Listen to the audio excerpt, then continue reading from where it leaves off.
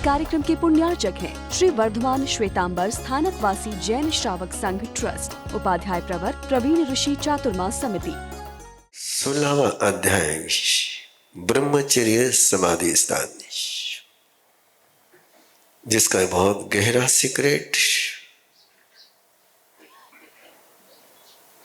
कि ब्रह्मचर्य जैसी साधना है जिसमें देव दानव गंधर्व जख रखस किन्नरा ब्रह्मयारिम नमन संते दुक्करम जे करते थे। देव दानव गंधर्व यक्ष राक्षस और किन्नर ये भी जिसको नमन करते हैं वो किसी मंत्र की साधना के कारण नहीं, तो केवल ब्रह्मचर्य के साधना के कारण नहीं। ऐसा तवेसु उत्तम ब्रह्मचर्यम, सुधर्मा स्वामी ने प्रभु महावीर की भक्ति करते हुए कहा श्रेष्ठतम तप कोई है तो ब्रह्मचर्य का तप है। सहज जिज्ञासा सहज सवाल है। फिर ये ब्रह्मचर्य की साधना करने के बाद भी मन स्वस्थ क्यों नहीं हो रहा है? मन में द्वंद्व क्यों चल रहा है? भावनाओं में तूफान क्यों आता है? क्यों नहीं वो ब्रह्मचर्य का तेज ओज जीवन में झलकता है? न केवल बात ब्रह्मचर्य की है, अहिंसा की वही बात है, सत्य की वही बात है, वही बात अचौर्य की है, वही बात अपरिग्रह की है। इन महाव्रतों को स्वीकार करने के बाद इनकी जो उपलब्धियां आगम में कही गई वो जीवन में क्यों नहीं है? और उसका गहरा उत्तर आप सभी को, मुझे और सभी को समझना बहुत जरूरी है, क्योंकि आज विकृत और रोगी लोगों पर प्रयोग कर करके मनोविज्ञान, आज का मनोविज्ञान ये प्रचारित कर रहा है, ये प्रसारित कर रहा है कि ब्रह्मचर्य का व्यक्ति बीमार पड़ता है, उसकी आयुष्य कम होती है। ये रिसर्च रिपोर्ट उनकी बता रहा हूं, वो स्वस्थ नहीं रहता है। लेकिन और यही पढ़ते हैं लोग, यही जानकारी उनके पास पहुंचती है, स्कूल और कॉलेज में यही पढ़ाया जा रहा है, बड़ी अलग तरीके से पढ़ाया जा रहा है और रिसर्च रिपोर्ट के आधार पर यह सिखाया जा रहा है। बहुत सारी रिपोर्ट्स हैं, बहुत सारे सवाल हैं और उनके सामने केवल एक ही पक्ष जाता है कि be happy, be sexual, enjoy, entertainment. जैसे भूख लगने पर भोजन करते हैं, जैसे जीने के लिए श्वास लेनी होती है। आइंस्टाइन एक साइकोलॉजिस्ट, नॉट साइंटिस्ट, उसने तो सुखवादी मनोविज्ञान को इतना हाईलाइट किया कि कुछ नहीं, जिसमें तुम्हें सुख मिलता है वो करो, बाकी सब छोड़ दो। और यही आज की जनरेशन स्कूल और कॉलेज में पढ़ती है। लक्ष्य जीवन का केवल इतना ही बना है, एंजॉय, और वो भी एंजॉय केवल एक्सटर्नल एंजॉयमेंट। और ब्रह्मचर्य की जो बात है, अहिंसा की जो बात है, सत्य की जो बात है, वो रिसर्च के साथ सामने पहुंचती नहीं जब हम कुछ मिलता नहीं। कि बहुत सारे उनके पास लोग हैं जिन्होंने वासना का दमन कर करके जो पागल बन गए, रोगी बन गए। प्रभु का ये अध्याय, निर्वाण कल्याण का यह अध्याय बताता है कि चाहे अहिंसा हो, चाहे सत्य हो, चाहे अचौर्य हो, चाहे ब्रह्मचर्य हो, चाहे अपरिग्रह हो, इनकी कुछ मर्यादाएं हैं। मर्यादा इसलिए है, इनकी कुछ सुरक्षा की व्यवस्थाएं है। सुरक्षा इसलिए है कि डायमंड है और डायमंड को सुरक्षा लगती है। जो जितना ग्रेटफुल वैल्यूबल होता है उसको उतनी ही सुरक्षा की आवश्यकता होती है। झोपड़ी वाले को ताले की जरूरत नहीं होती है, न वॉचमैन की जरूरत होती है। पैलेस वालों को ही वॉचमैन, ताले, तिजोरी की जरूरत होती है। ब्रह्मचर्य एक अनंत लब्धि का स्रोत है और उसके 10 यदि स्थानों पर रहे, 10 उसके परिकर है, 10 उसके सपोर्टर है, इसमें से एक भी चला जाए तो ब्रह्मचर्य विकृत हो जाता है, ब्रह्मचर्य रोगी हो जाता है, ब्रह्मचारी डबल माइंडेड हो जाता है, ब्रह्मचारी पागल जैसा हो जाता है। परमात्मा कह रहे हैं उमायम पावने मनोविज्ञान तो आज कह रहा है, लेकिन परमात्मा भी कहते हैं कि लक्ष्य ब्रह्मचर्य का है, प्रतिज्ञा ब्रह्मचर्य की है। और यदि वो ब्रह्मचर्य के माहौल में नहीं रहेगा, ब्रह्मचर्य के कथा में नहीं रहेगा, ब्रह्मचर्य के फिलॉसफी में नहीं रहेगा, तो साधना ब्रह्मचर्य की करेगा और माहौल यदि भोग का होगा,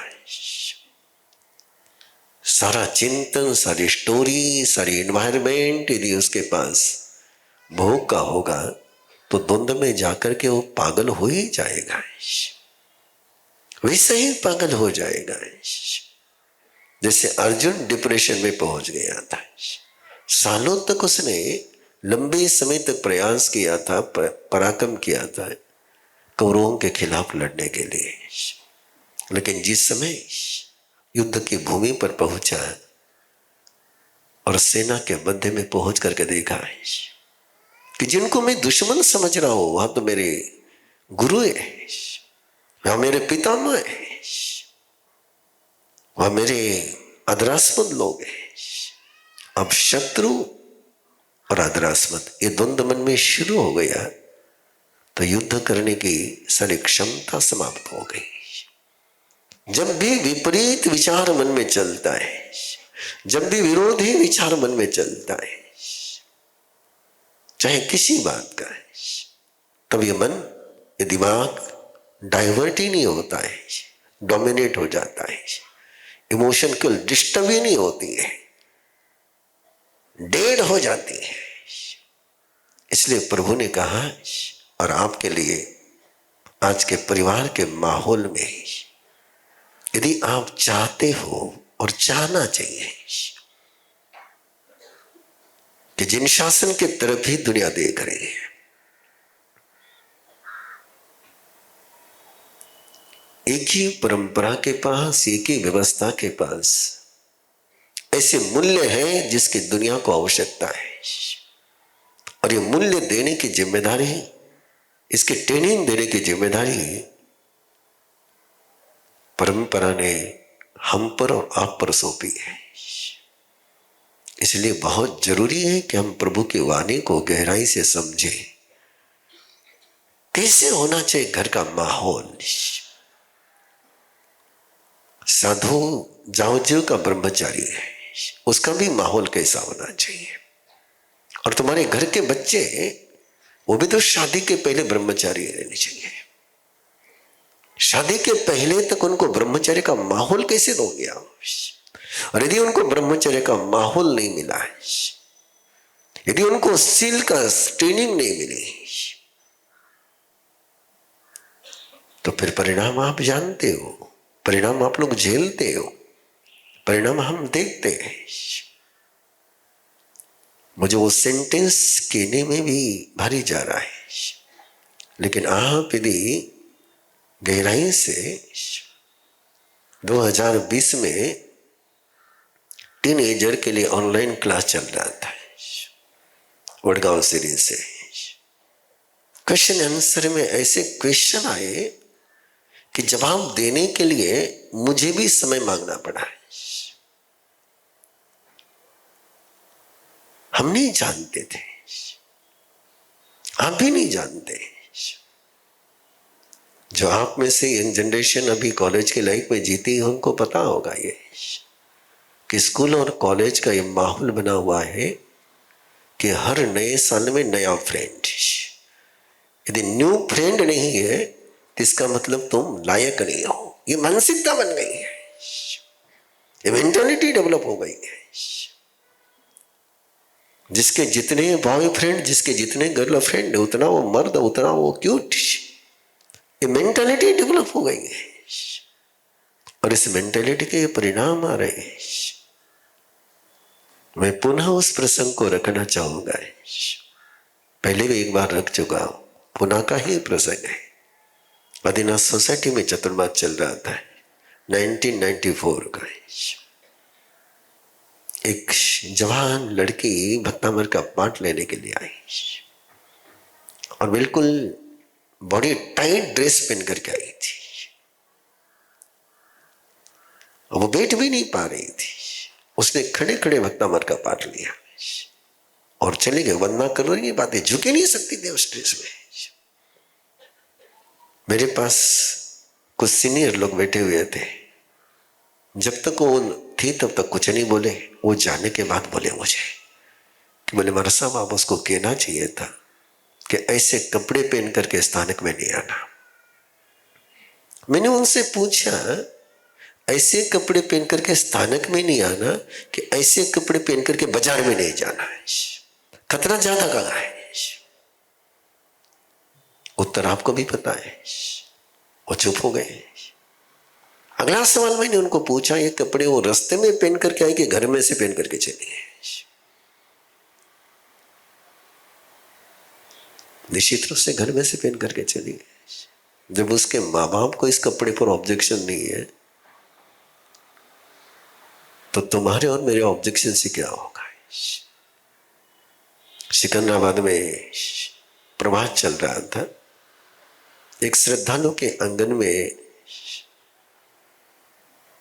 प्रवेश था और उसके बिल्कुल 7-8 साल के बच्चे को उन्हें बिल्कुल पूरी बॉडी शो करने वाला ड्रेस पहना करके उससे डांस करा रहे थे।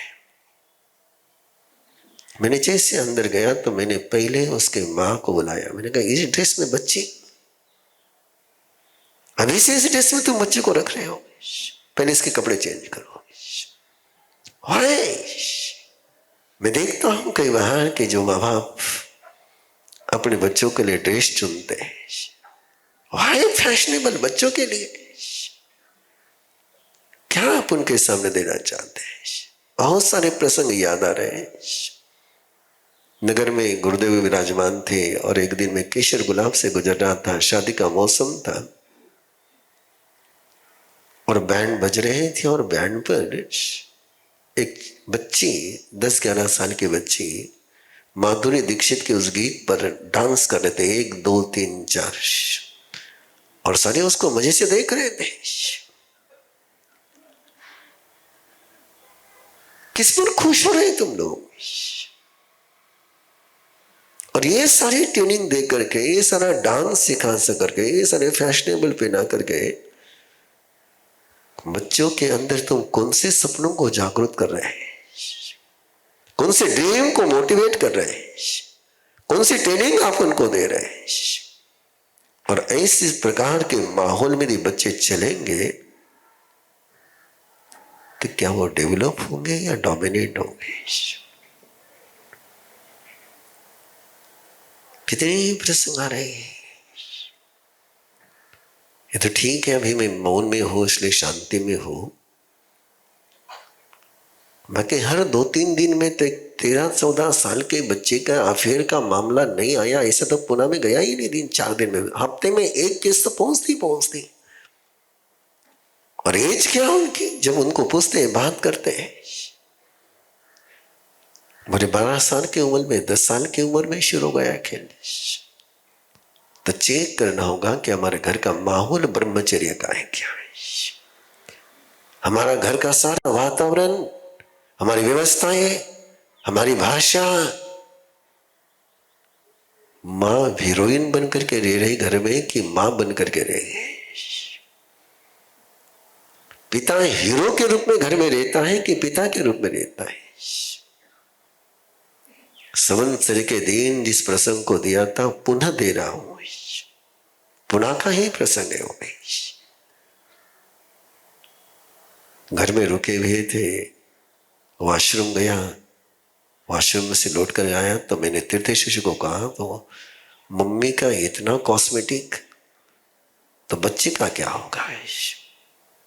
और मैं साधना के लिए ऊपर गया, ऊपर से नीचे आया तो इसने जानकारी कलेक्ट करके रखी। बोले मां साहब ये रूम माँ का नहीं दादी का है। भागती दौड़ती जिंदगी में मन जैसे थककर कहीं कोने में बैठ गया है, भावनाएं उलझ गई हैं और विचार रुकने का नाम नहीं लेते। तभी एक सवाल उठता है, क्या मैं जिंदगी चला रहा हूं या स्ट्रेस मुझे चला रहा है?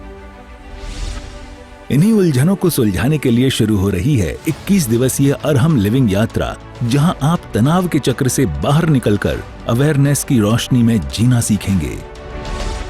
अरहम लिविंग क्यों? क्योंकि आज हर युवा को चाहिए हल्का मन, स्पष्ट सोच और संतुलित जीवन। यही अरहम लिविंग की मजबूत नींव है।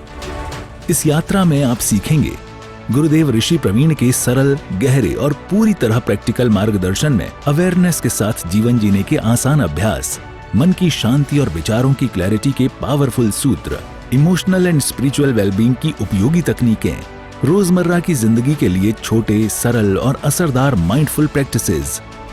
ये सिर्फ एक कोर्स नहीं, आपके भीतर छिपी श्रेष्ठतम क्षमता को जगाने की शुरुआत है। यदि आपकी उम्र 18 से 40 वर्ष है तो ये कोर्स आपके लिए ही बना है। जुड़ने के लिए आज ही संपर्क करें 9422774382। रजिस्ट्रेशन शुल्क मात्र 1000 रुपए। अंतिम तिथि 25 दिसंबर 2025। Batch starts 5th January 2025। Time 9:15 to 10 PM online Zoom। Website www.arhamvidya.org। इस कार्यक्रम के पुण्यार्चक हैं श्री वर्धमान श्वेतांबर स्थानकवासी जैन श्रावक संघ ट्रस्ट, उपाध्याय प्रवर प्रवीण ऋषि चातुर्मास समिति, महावीर भवन इंदौर।